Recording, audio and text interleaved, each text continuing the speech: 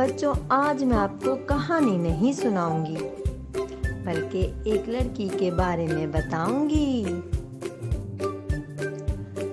उस लड़की का नाम सबा है, जिसकी अच्छी आदतों की वजह से सब उसे बहुत प्यार करते थे। उसे पढ़ने लिखने का बहुत शौक था। वो जमात की सबसे लायक बच्ची थी।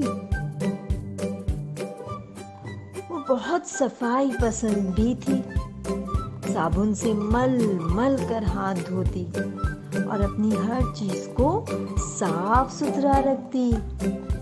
यही वजह है कि सबा की सेहत भी ठीक रहती थी। सबा के पास बहुत खिलौने थे और वो अपने खिलौने बहुत संभाल कर एक बड़े से संदूक में रखती थी।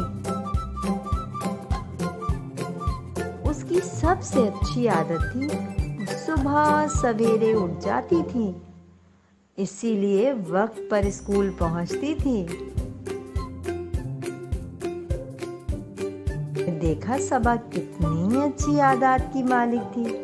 अच्छे काम करने वालों से सब बहुत खुश होते हैं।